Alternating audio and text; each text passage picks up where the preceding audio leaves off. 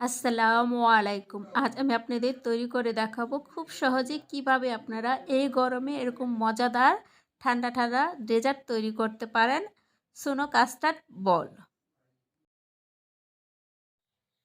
দুটা ডিমের সাদা অংশ যে রেখেছি তা এখন আমি ইলেকট্রিক বিটারের সাহায্যে 10 সেকেন্ডের মতো বিট করে নিব। তারপর আমি এখানে অল্প অল্প করে চিনি দিব 2 টেবিল চামচ।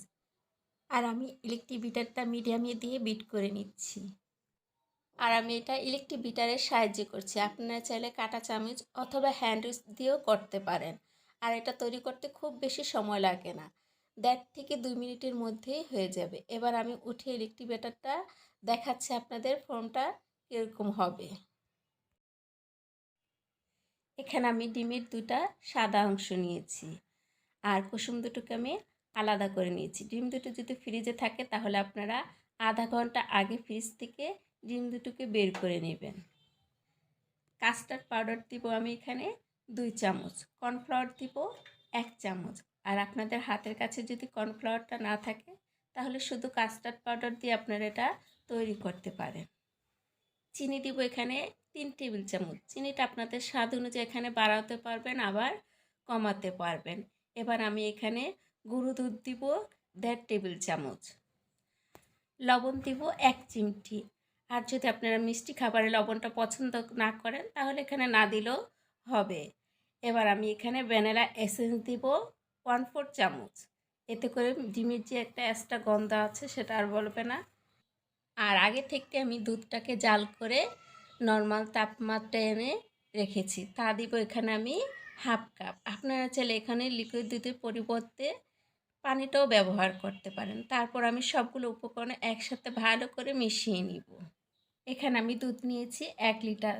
আর দুধটা আমি আগে থাকতে জাল করে ঘন করে নিয়েছি। এবার আমি এখানে আগে থাকতে যে উপকরণগুলো মিশিয়ে রেখেছিলাম সেই উপকরণগুলো দিয়ে দিব দুধের মধ্যে। আর আমি এখনও চুলার জালটা ধরাইনি। এবার আমি চুলাটাকে ধরিয়ে দিয়ে অনবরত নাড়তে থাকবো। কোনো কারণে আর নাড়াটা বন্ধ করা যাবে না, কারণ এখানে কর্নফ্লাওয়ার আর কাস্টার্ড আছে। খুব তাড়াতাড়ি দুধটা ঘন হয়ে যাবে এবং প্যানের মধ্যে লেগে যাওয়ার সম্ভাবনা আছে, তাই অনবরত নাড়তে থাকবেন।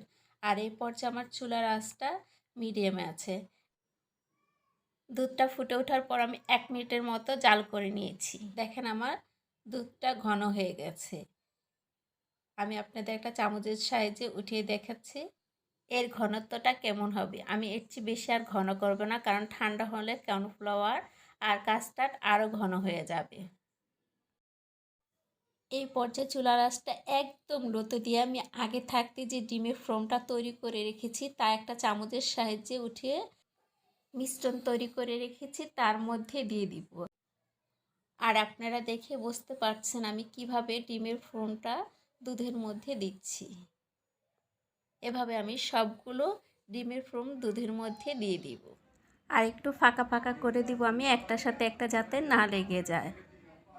আর ডিমের এই ফোমগুলো আপনারা চাইলে আরেকটু বড় অথবা আরেকটু ছোট করেও দিতে পারেন। এবার আমি একটা ঢাকনার সাহায্যে 30 সেকেন্ডের জন্য ঢেকে দিব আর চুলার আঁচটা একদম লোতে থাকবে। 30 সেকেন্ড পর আমি ঢাকনাটা উঠে সবগুলো একটা একটা করে আবার উল্টিয়ে দিবে। উল্টে দিয়ে এই পাশটা আমি 30 সেকেন্ডের জন্য ঢাকনা দিয়ে ঢেকে রাখব।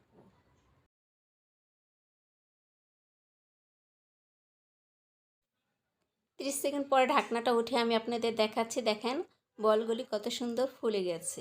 এবার আমি চুলা থেকে নামিয়ে নিব। চুলা থেকে নামিয়ে আমি এরকম একটা পাত্রের মধ্যে ঢেলে নিয়েছি। তারপর আমি 1 ঘন্টার জন্য ফ্রিজে রেখে দিয়েছি। এটা ফ্রিজে রাখলে ঠান্ডা ঠান্ডা খেতে খুব মজা। উপরে আমি কিছু স্প্রিঙ্কেল দিয়ে সাজিয়ে নিচ্ছি। আর এটা সম্পূর্ণ অপশনাল, আপনারা চাইলে দিতেও পারেন আবার নাও দিতে পারেন। আপনারা চাইলে এখানে কাজু বাদাম পেস্তা বাদামও দিতে পারেন। আল্লাহ হাফেজ। আবার দেখা হবে নতুন কোনো রেসিপি নিয়ে। সেই পর্যন্ত আপনারা সবাই ভালো থাকেন।